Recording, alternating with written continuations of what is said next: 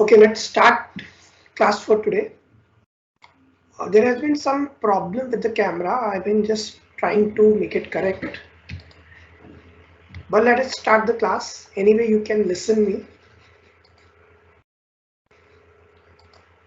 So yesterday we were discussing about the salary income, and we were talking about. Let me just recap everything.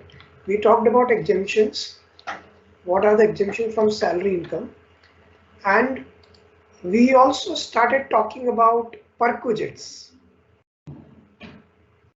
So what is perquisite? Let me just recapitulate. So perquisite is facilities provided by employer to the employees. That is also part of salary income. You have to pay tax on the facilities also, because facilities is indirect salary.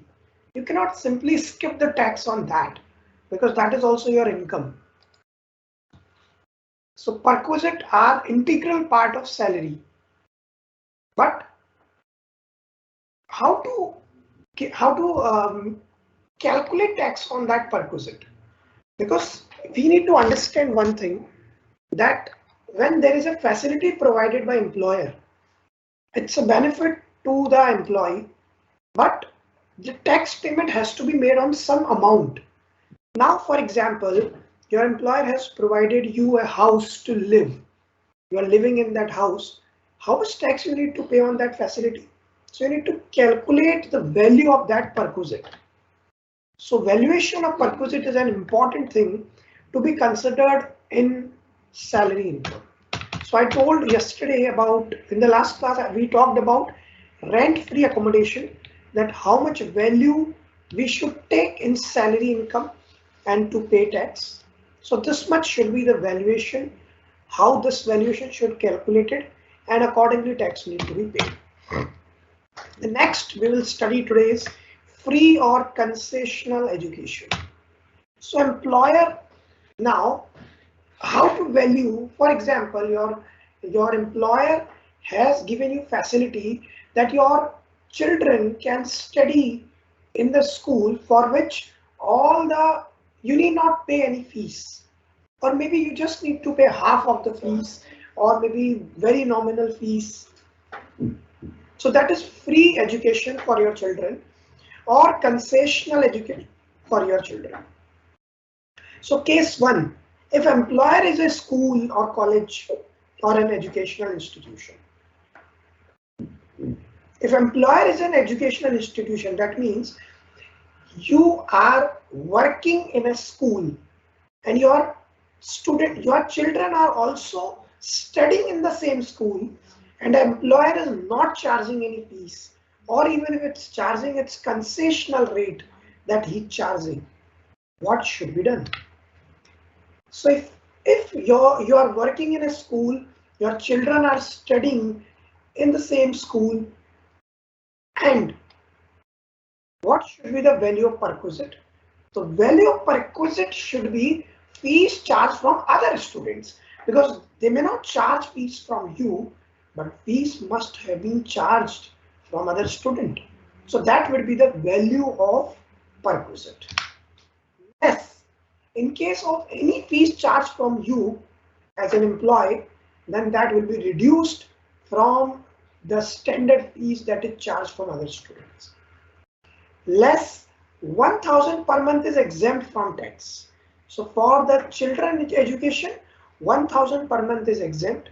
So you can deduct 1,000 per month from this valuation. That will not be taxed. If employer is other, he is not an educational institution, it's something else, then he must be paying some fees to that school. Maybe the employee is not paying any fees, but employer is, if he is arranging education for your children, he must be paying some fees to the school. So whatever fees is being paid by employer to the school will be the valuation of the perquisite. And definitely less the fees charged from the employee will be deducted, and that will be the valuation of free or educational facility, free or concessional education facility. Use of movable assets. Suppose your employer has given you a laptop to work upon. So you are using the laptop of your company. That is also a facility for you. So use of movable asset is a facility. How to value that? 10% of cost of asset or rent paid. So maybe laptop is costing around 50,000, then 5,000 will be added to your salary as an income. Or suppose the employer also have taken the same on rent. He is not purchased the laptop, they have taken the laptop on rent. Then whatever rent is being paid by employer, that will be the facility value. Less amount charged from employee. Suppose the facility value is 5,000 and you have been charged 1,000 per month for using the laptop. Then the facility value will be 5,000 minus 1,000, that is 4,000.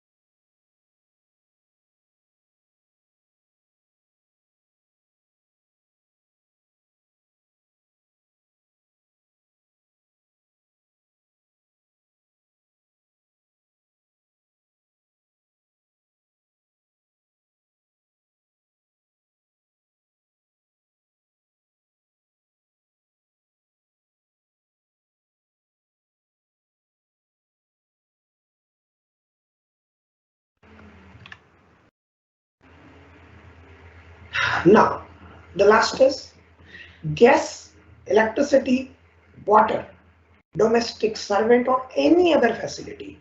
Now, employer has provided you any facility whatsoever. Gas facility, electricity, free water, free domestic servant, and everything free. Just like Delhi government, they are giving you everything free. Now, what will happen? Nothing. Same.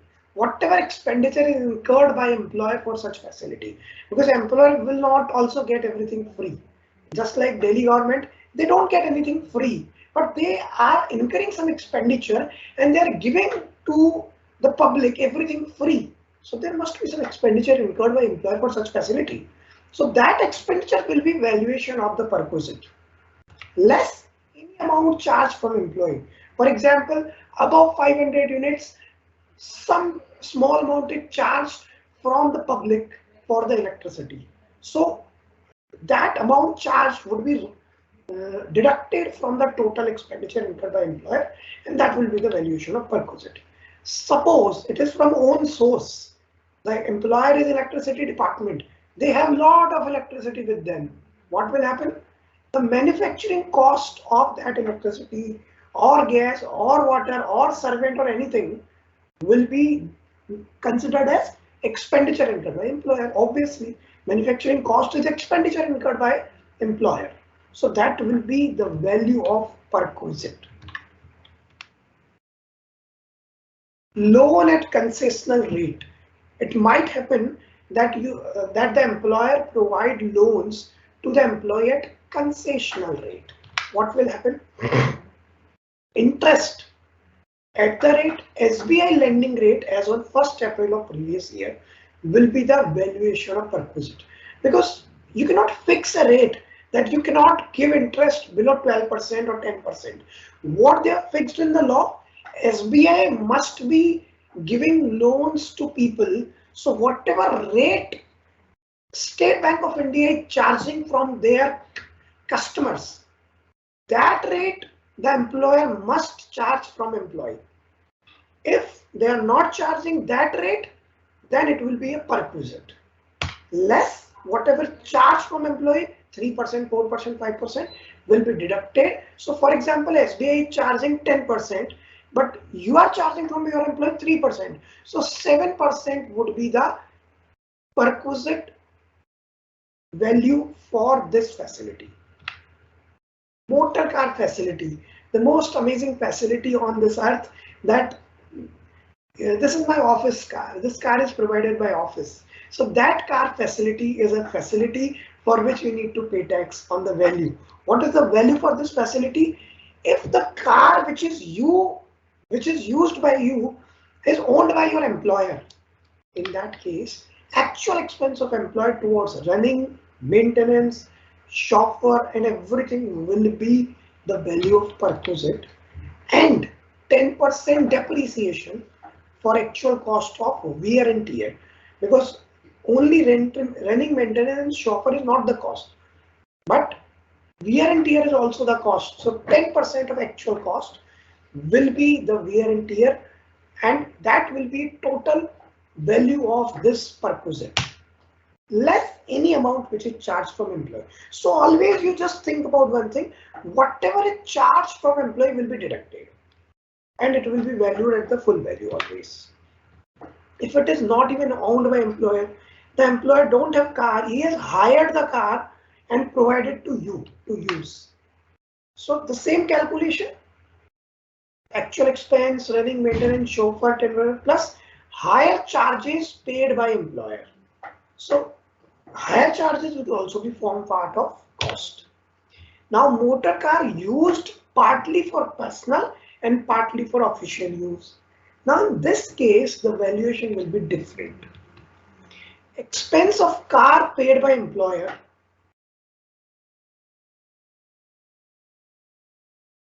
If so, the first case which I am talking, if you are using the car and the car expenses, running, maintenance and everything is paid by employer.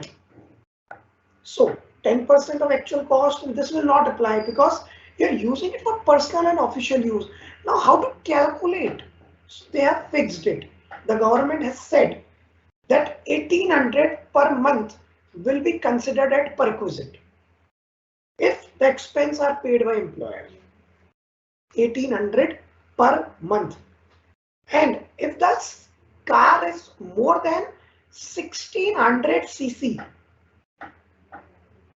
1.6 liter, more than cubic capacity of 1.6 liter, then 2400 will be the perquisite value, fixed value, no negotiation, fixed.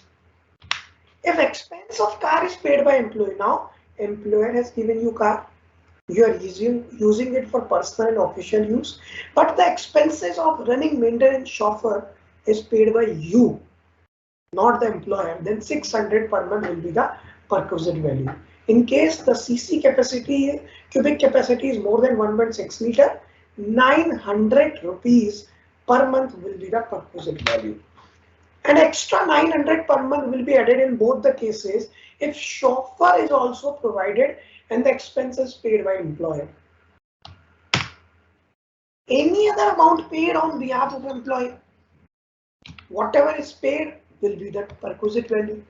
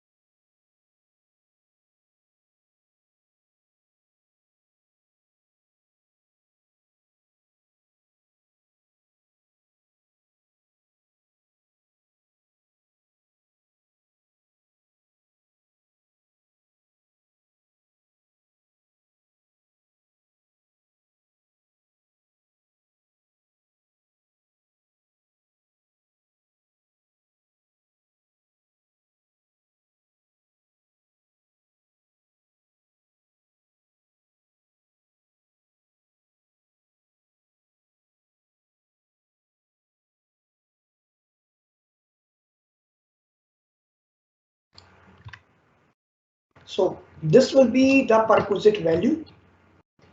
Now this salary head is complete. We understood what is salary, what all are included in salary. We understood what are the exemptions, HRA, and all other many allowances, leave encashment, and all these things. We also understood that perquisite is also a part of salary. We need to value all the perquisite and then we need to add it to the salary. So that's how salary income is computed. Now coming on to the second head of income, which is house property. Now what all are included in house property? Income from building and land appertinent thereto.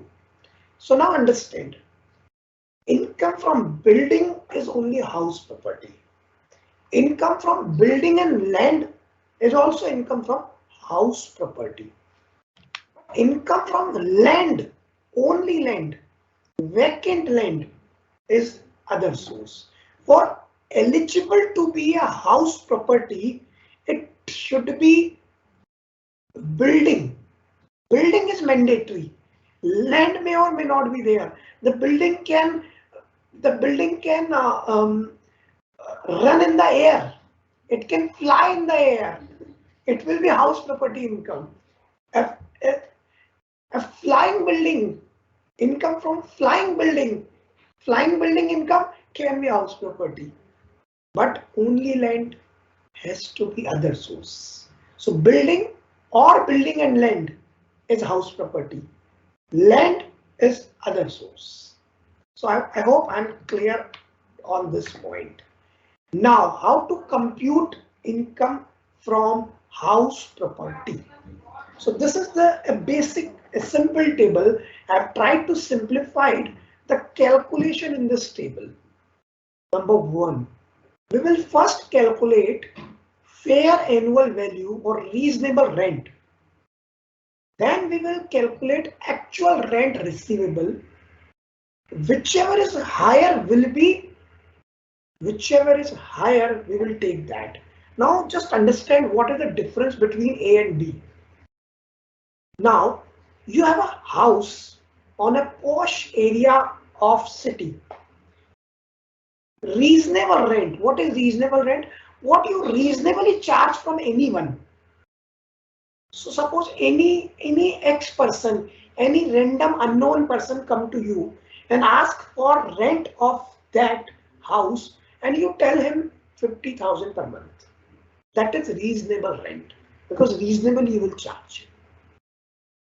But then that person told you that I'm brother of your best friend.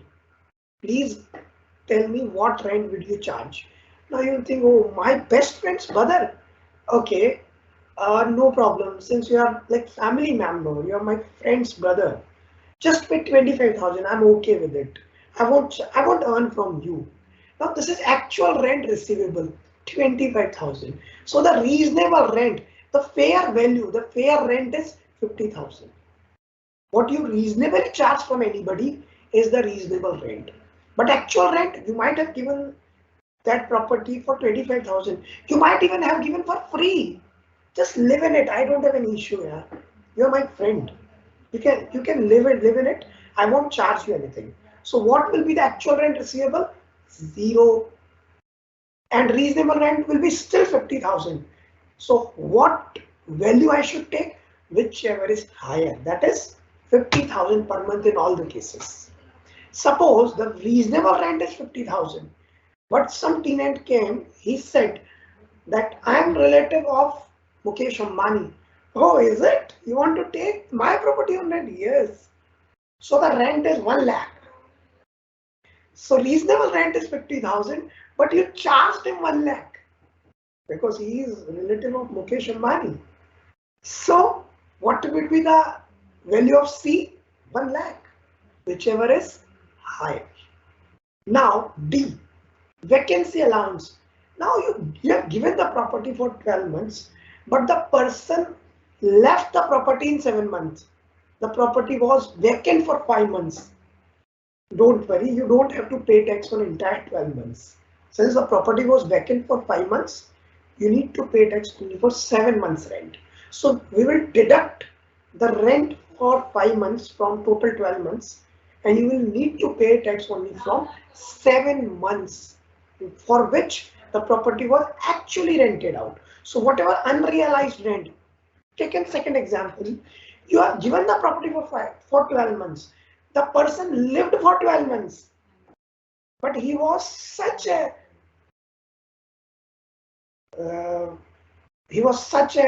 I would say person that he left your property without paying the rent to you for 5 months. He paid rent only for 7 months. He did not pay for 5 months. He just disguised you. He deceived you, and he left without paying the rent. That is unrealized rent. That is also not will be taxed. Don't worry. You need to pay tax only from the rent, actual rent received. Subject to the condition, reasonable rent. If you are charging concessional rent, you need to pay tax on the full rent.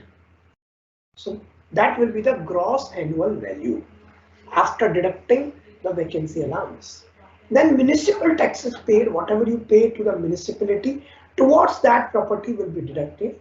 That will be net annual value. And after that, 30% deduction, standard deduction will be allowed for running and maintenance. We talked about running and maintenance 30% in previous classes, so I won't suppress it more here. Then we will deduct interest on borrowed capital, interest on home loan. Might be you have taken some home loan on the same property, you can deduct interest on that home loan. And if it is a self-occupied property, up to 2 lakh or 30,000 you can deduct. 2 lakh in case of new property or new home loan, 30,000 in case of repair loan. You have taken a loan for repair and maintenance. So that we have already discussed in the last classes. I won't discuss it more. One thing we need to understand here, in case of self-occupied property, net annual value will be deemed nil because nothing, no rent, nothing. You yourself is living in that property. No rent, nothing. Everything is zero. So net annual value will be zero in case of self-occupied property.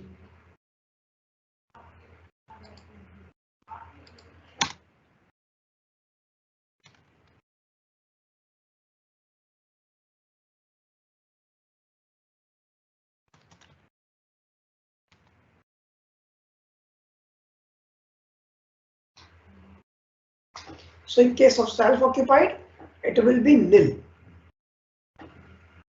I hope I'm clear with the house property. Tomorrow we will start business or efficient.